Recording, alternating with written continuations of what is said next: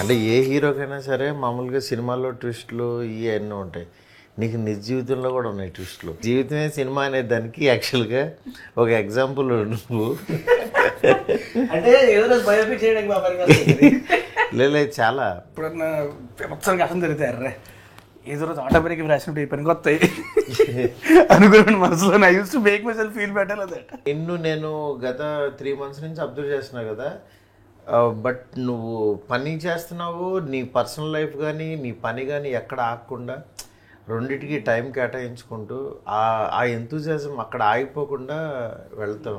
That is great. అవన్నీ పక్కన పెడితే మామూలుగా నిజంగా బలెబల మగాడివే వచ్చేస్తుంది నాకు. September 4th బలెబల మగాడివే రిలీజ్ చేశాను ఇప్పుడు. ఓకే 2015. భలే ఉన్నాడే. భలే అనే పదాన్ని యాక్చువల్గా దానికే వాడాలి అనే దీంట్లో అని అనుకునేవాడిని. కానీ అన్ఫార్చునేట్లీ ఈ సినిమా చూశాక నాకు అనిపించింది అనమాట, అరే భలే ఉన్నాడే అని. సరదాగా అందరూ మాట్లాడుకుంటాడు, ఈడేంటి ఇలా ఉన్నాడు అని ఎట్లాగా.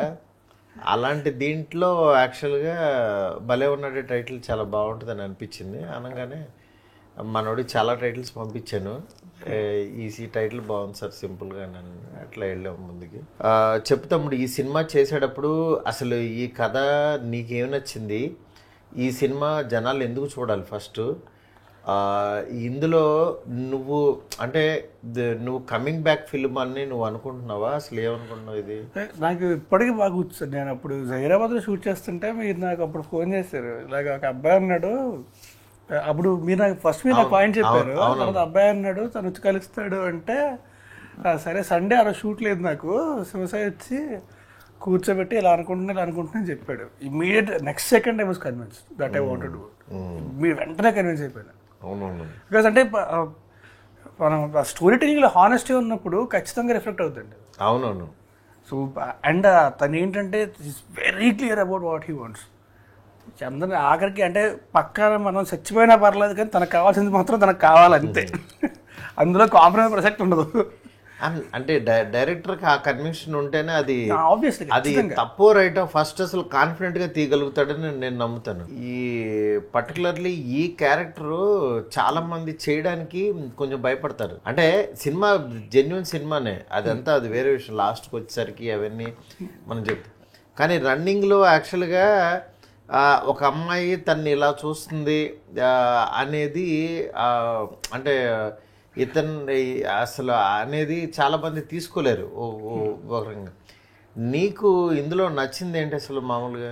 అంటే హానెస్ట్లీ సార్ నాకు ఒక పాయింట్ ఆఫ్ టైంలో మనకు కూడా ఏంటంటే సినిమా చేస్తూ ఉంటే ఫెటీకి వచ్చేస్తుంది. అవును, దగ్గర కొత్తగా ఉండి ఛాలెంజింగ్గా ఉంటే కొంచెం బాగుంటుంది చేయడానికి కూడా. Everyday when you go on set you will have some challenge to face. So బాగుంటుంది. నీకు ఎంత క్లారిటీ ఉంటుంది కదా కథల మీద, సినిమాలు అయ్యి. అయినా సరే ఒక్కోసారి కొన్ని ఎందుకు అవి పడిపోతూ ఉంటాయి మనకి మధ్య మధ్యలో. అవి అంతేలే, ఎవరికైనా అంతే, మనకే అంతే, ఎవరికైనా అంతే. కానీ మనం ఎంత పర్టికులర్గా ఉన్నా కొన్ని సిచ్యువేషన్స్ అవి ఆ టైంకి అవి మన చేత చేంజ్ చేస్తే ఒక్కోసారి దూరిన తర్వాత అమ్మ దొరికేసామని తర్వాత రియలైజ్. అంటే కొన్నిసార్లు ఏంటంటే వీలేట్ క్యారీడ్ అవి మరీ ఎక్కువ కొన్నిసార్లు ఏంటంటే మధ్యలోనే అర్థమైపోద్ది. అవును, కొన్నిసార్లు స్టార్టింగ్లోనే అర్థమైపోద్ది. But once you're into it you can't do anything. అవునవును. ఒక్కోసారి ఎందుకు పాపం తిని లైఫ్లో కరెక్ట్గా పడట్లేదు అనేది నేను చాలాసార్లు నేను రాజా గారు అనుకుంటూ ఉండేవాళ్ళం. అది యాక్చువల్గా నాకు నేను అందుకే రైట్ కథలో నాకు నిన్న అనిల్ సుంకర్ గారు కూడా కరెక్ట్గా పడాల్సిన పడిపోయింది. ఇక నుంచి అయినా ఈ భలే ఉన్నాడేతో నీ లైఫ్ మళ్ళీ యువర్ బ్యాక్ టు ఇదని నన్ను అనుకుంటాను. నాకు అది సినిమాస్ చూసిన తర్వాత నాకే అరే మంచి సినిమా, దీన్ని ప్రమోట్ చేయాలి అనే ఫీలింగ్ నాకు పర్సనల్గా వచ్చింది. ఇకపోతే అమ్మాయి మనీషా మామూలుగా ఆయన హీరోయిన్ చేద్దాం అనుకుంటున్నాను. ఒకసారి వీడియోస్ పంపిస్తే చూసిన తర్వాత అరే ఈ అమ్మాయికి యాక్టింగ్ అంటే ఎంత ఇంట్రెస్ట్ ఉంది అని అనుకున్నాను.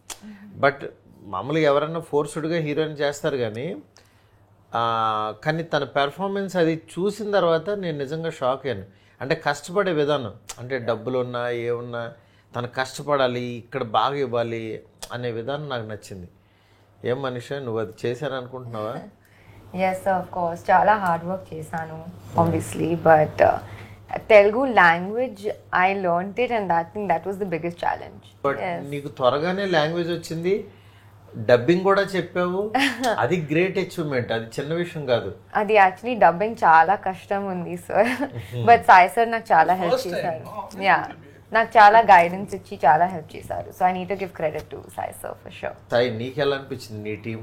సార్ ఫస్ట్ మనం మీరు లైన్ చెప్పినప్పుడు లైక్ నరేషన్ ఇచ్చేటప్పుడే ఇట్ వర్క్ ఫర్ హిమ్, అంటే రాజుకి బాగా వర్కౌట్ అవుతుంది అని అనిపించిన స్టోరీ సార్. దెన్ మనీషా వచ్చినప్పుడు, మనీషా ఏంటంటే ఈవెన్ దో ఒక కైండ్ ఆఫ్ డైలెక్ట్ ఉంటుంది కానీ తెలుగు నేర్చుకోవాలని చాలా పట్టుబడింది. తెలుగులోనే చెప్తాను, నేను తెలుగులోనే మాట్లాడతాను ఏ ప్రెస్కి పోయినా కానీ అని. సో అంటే కంప్లీట్ ఇప్పుడు మనం సినిమా చూస్తుంటే నాకు కంప్లీట్గా ఒక ఫ్రెష్ కంటెంట్ చూస్తున్న ఫీలింగ్ అయితే ఖచ్చితంగా వస్తుంది sir. Fresh content and total credit వాళ్ళిద్దరి కెమిస్ట్రీ బాగా వర్కౌట్ అయింది సార్. మీరు చూసుంటారు కదా, వాళ్ళిద్దరి కెమిస్ట్రీ, వాళ్ళిద్దరి ఫైటింగ్స్ కానీ, వాళ్ళిద్దరు చేసిన ప్రతి గొడవ చాలా బాగుంటుంది. ఈ మధ్య కొన్ని సినిమాల్లో అంటే కాస్టింగ్ వైజ్ కానీ అన్నీ అలాగా, ఈ సినిమాలో వీటి గణేష్ రావటం, వీళ్ళందరూ చాలామంది, అభిరామి రావటం, చాలామంది ఫ్రెషర్స్ ఉన్నారు. ఇది మోర్ ఓవర్ ఇలాంటి కంటెంట్ని ఫ్యామిలీ ఆడియన్స్ అందరూ చూసేలాగా తీయడం అనేది అదో పెద్ద టాస్క్. మామూలుగా ఏంటంటే ఒక్కోసారి కొంచెం ఎడ్జ్ దాటి వెళ్ళిపోయి ఎంటర్టైన్ చేయాలని మనం అనుకుంటూ ఉంటాం. బట్ నాకేంటంటే అది బిగిన్ టు ఎండ్ బాగా సెటిల్డ్గా వచ్చిందని అనుకుంటున్నాను. కాస్టింగ్ వైజ్ కంప్లీట్ క్రెడిట్ మీకు ఇవ్వాలి సార్, ఎందుకంటే అంత నార్మల్గా ఇఫ్ ఐఎమ్ మేకింగ్ ఇట్, నాకు అది డబ్బులు పెట్టినానికి ఇవ్వాలి. ఎందుకంటే పాపం కిరణ్ గారికి ఆయన ఏదంటే అది ఇచ్చేశారు. డబ్బులు పెట్టినా చాలా మంది చేయరు కదా సార్. ఇప్పుడు సంగీతం గారు మీరు లేకపోతే రారు, నాకు అది చాలా క్లారిటీ ఉంది. సంగీతం గారు, అభిరామి గారు, వీటి గణేష్ గారు, వీళ్ళెవరు కూడా మీరు ఫోన్ చేయకపోతే రారు. అదే అంటే నాకు కూడా ఏంటంటే ఒక మంచి స్క్రిప్ట్కి ఇప్పుడు నా ఫోను నా మాట అది ఇదైతే డెఫినెట్గా ఎన్హాన్స్ అవుతుంది అనే దీంట్లో యాడ్ అయింది సార్. యాడ్ అయింది అంటే నేను చూసుకున్నప్పుడల్లా ఓకే, లైక్ ఆ రోజు ఆ ఫోన్ పోకుండా ఉంటే నేను ఉండేవాడు కాదు. ఇప్పుడు సంగీతం గారు నాకు చాలా కామెంట్స్ చదివాను నేను. సంగీతం గారిని చూడగానే సంగీతం గారు యాక్ట్ చేస్తున్నారు దీంట్లో, నాకు ఫోన్లు కూడా వచ్చాయి, సంగీతం గారు చేస్తున్నారు అన్నప్పుడు ఆ కాస్టింగ్ వైజ్ మనం ట్రైలర్ చూసిన తర్వాత అందరికీ కాస్టింగ్ వైజ్ ఎవ్రీబడి ఫెల్ లైక్ అరే బాగుంది కాస్టింగ్ అనే ఫీలింగ్లో ఉన్నారు సార్. సంగీత గారు కూడా అంటే ఆయన సపరేట్ డైరెక్టర్, ఆయన సినిమాలు చూస్తూ పెరిగాం. అండ్ ఆయన చేసిన ఎక్స్పెరిమెంట్లు ఎవరు చేసి ఉంటారో మనకు తెలుసు. ఆయన్ని కలవడం, ఆయనతో కలిసి వర్క్ చేయడం అనేది వన్ ఆఫ్ అంటే most fulfilling experience. Any subject ఆయన డీలింగ్ అసలు అద్భుతంగా ఉండదు. మైకేల్ మదన్ కామరాజ్ కూడా ఆయన అంత గొప్ప టైమింగ్ ఉన్న డైరెక్టర్ అసలు. అంటే 92 years వచ్చి మన సెట్కి వచ్చి ప్రొడక్షన్తో కూర్చొని భోజనం చేస్తారు సార్. ఆయన అందరితో కూర్చొని భోజనం చేద్దాం, ఇలా సపరేట్గా పెట్టద్దు, ఏమి ఎక్స్ట్రా కోరికలు ఏమీ చేయాలి. అంటే క్యారవాన్లు అన్నీ ఇప్పుడు మనకు వచ్చి అప్పుడే ఉండవు కదా, అందరూ కలిసే చేసేవారు. ఈవెన్ అందుకే ఎప్పుడైనా సరే ఇఫ్ ఎవర్ నేను చాలా మంది సీనియర్ యాక్టర్స్ కానీ మన నాగార్జున గారితో పనిచేసినప్పుడు కానీ క్యారవాన్లకు వెళ్ళడం అనే కాన్సెప్ట్ అది ఉండదు సార్. వాళ్ళు సెట్లోనే కూర్చుంటారు. వర్క్ షాప్ కండక్ట్ చేశారు ఆయన వీళ్ళిద్దరికి. వర్క్ షాప్ రండి మాట్లాడుకుందాం, డైలాగ్ చెప్తున్నారండి అని చెప్పి కూర్చోబెట్టి. తెలుగు ఎక్స్పీరియన్స్ ఎలా ఉందండి ఇక్కడ? చాలా బాగుంది sir. I don't expect any of this. నేను చాలా నేర్చుకున్నాను సెట్లోనే యాక్చువల్లీ నా రియల్ తెలుగు నేర్చుకున్నాను. లేదు అంటే ఇది తర్వాత తనకే ఈజీ అవుతుంది వర్క్ చేసేటప్పుడు. అంటే యాక్చువల్లీ ముందే తెలుగు నేర్చుకుంది కదా, సో అది కూడా చాలా హెల్ప్ అయింది. లేదు ఎన్ని పేజీలు డైలాగులు ఇచ్చినా సరే చెప్పేస్తుంది అసలు. మామూలు మేమే షాక్ అవుతున్నాం, అసలు ఇన్ని పేజీల డైలాగులు ఇలా మాట్లాడేస్తుంది. అడుగుతా సార్ 2 days ముందు పంపించండి నాకు స్క్రిప్ట్, నేను ప్రిపేర్ అవ్వాలి అని. ఇంకా బ్యాటింగ్ ఉంటుంది ఆ రోజంతా, సార్ స్క్రిప్ట్ అని పంపిస్తున్నా స్పామ్ కంప్లీట్గా. కానీ ఒకసారి స్పాట్లో ఇచ్చినా సరే టెన్షన్ పడుతుంది, ఇప్పుడు ఇచ్చారు ఎంత పెద్ద డైలాగులు నేను చెప్పేస్తుంది మళ్ళీ. అవును. మ్యూజిక్ ఎలా వచ్చింది? Very nice sir. పాటలు మీ చాయిస్లే కదా. అంటే చాయిస్లు అంటే మనకి అదే కంటెంట్ అలా కుదిరింది. Yes sir. తను అంటే ఎండ్ ఆఫ్ ద డే నువ్వును శేఖర్ హ్యాపీ ఫీల్ అవ్వాలి. ఏముంది మంచి పాట ఇలా ఉంటే బాగుంటుందని అనుకుంటావు. విన్నావు డార్లింగ్ నువ్వు అన్ని?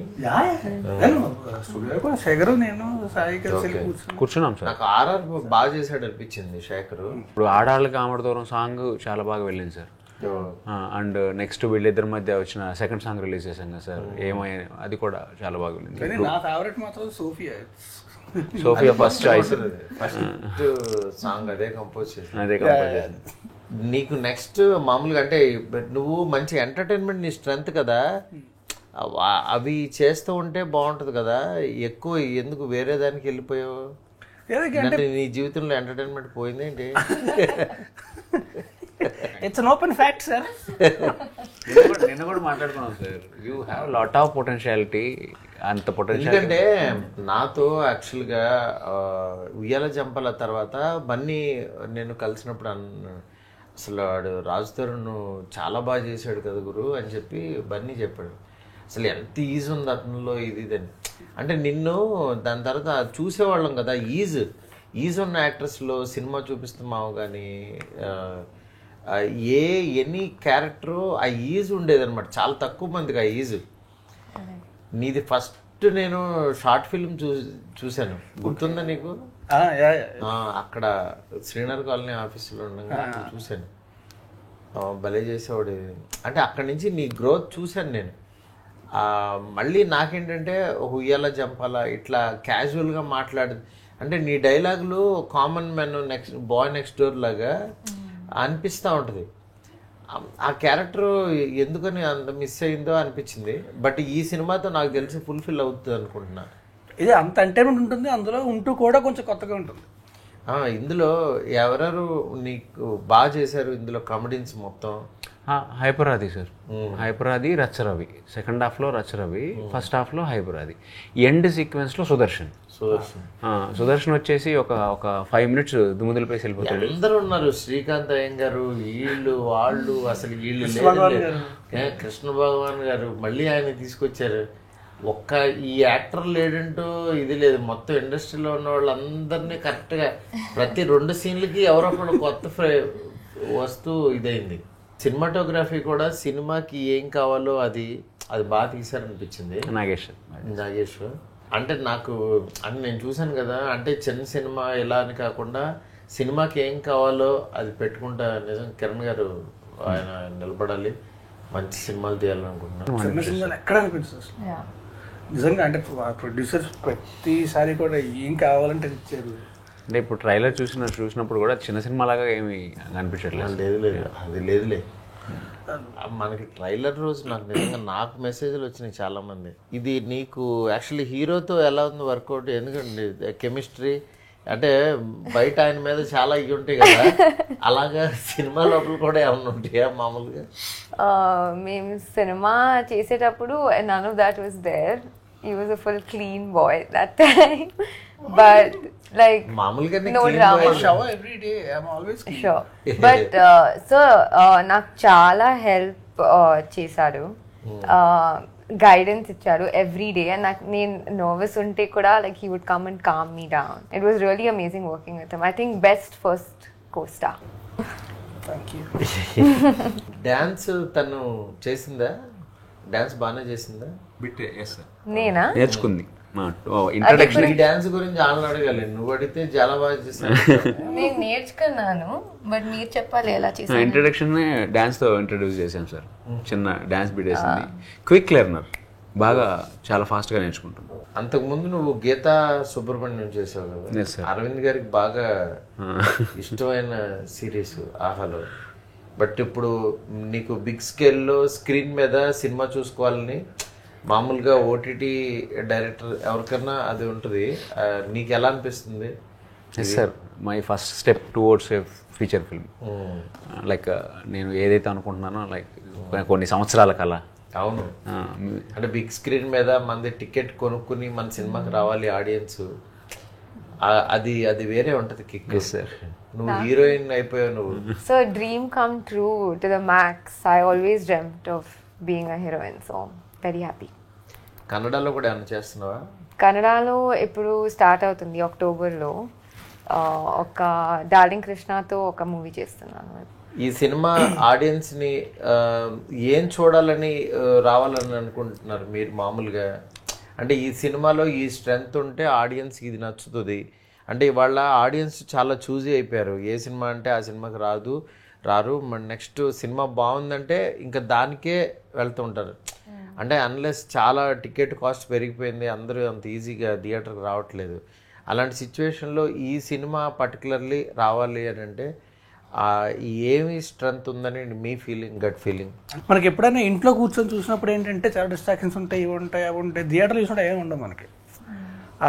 చూస్తున్న 2 గంటలు 2.5 గంటలు కంప్లీట్గా అందులోనే ఉంటాం. మన చుట్టూ ప్రపంచం ఉందని విషయం కూడా మర్చిపోతాం మనం. సో ఎంత మంచి ఎమోషన్, ఎంత మంచి ఎంటర్టైన్మెంట్ ఉన్న సినిమా థియేటర్లో చూడాలి.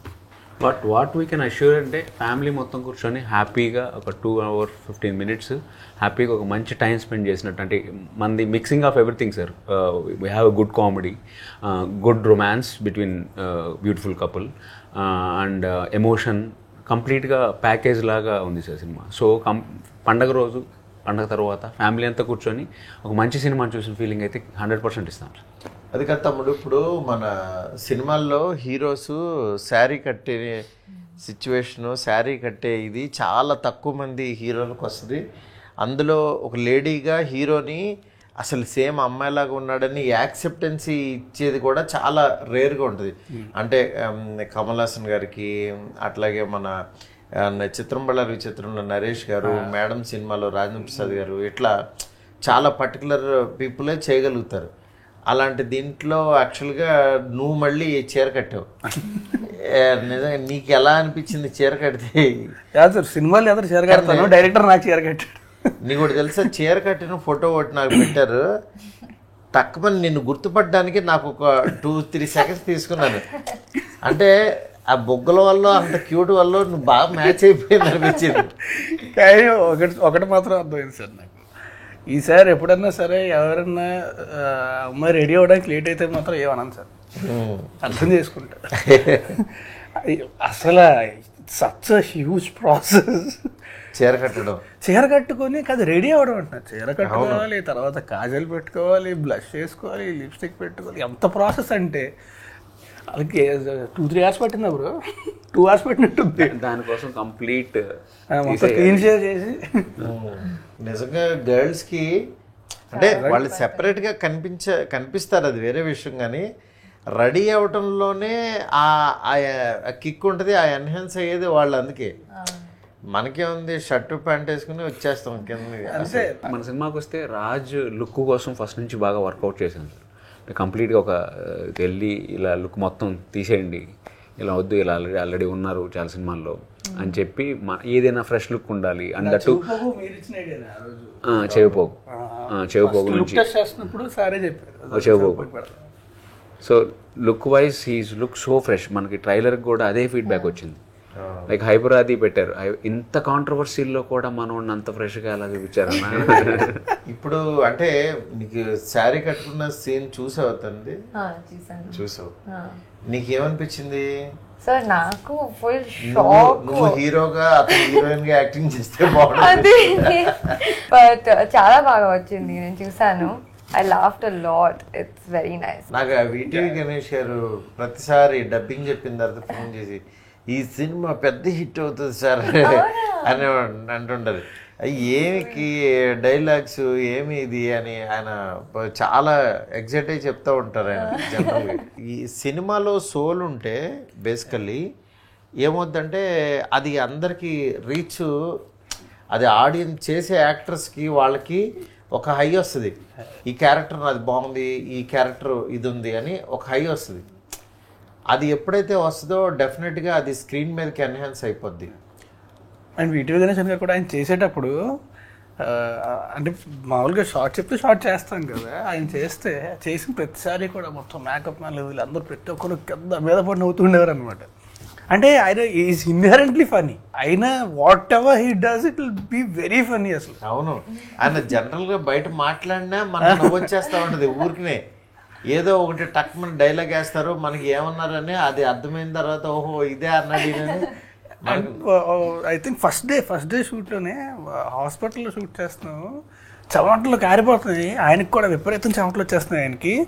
చెమటలు వచ్చేస్తుంటే బ్యాగ్ సార్ సార్ సార్ చెమటలు వస్తుంది చూస్తుంటే నాకు లండన్లో ఉండే అలవాటు అయిపోయింది. నేను వెదర్ అంటే సార్ మీరు యూకేలో ఉంటారా అంటే కామెడీ చేస్తున్నాను అయ్యా. అభిరామి గారిని తీసుకొచ్చావు కదా మళ్ళీ, పోతురాజు హీరోయిన్ మనకు తెలిసిన ఆవిడ మళ్ళీ మదర్ క్యారెక్టర్ చేసింది. అంటే జనరల్గా హీరోయిన్స్ మదర్ అవ్వడానికి చాలా ఆలోచిస్తారు.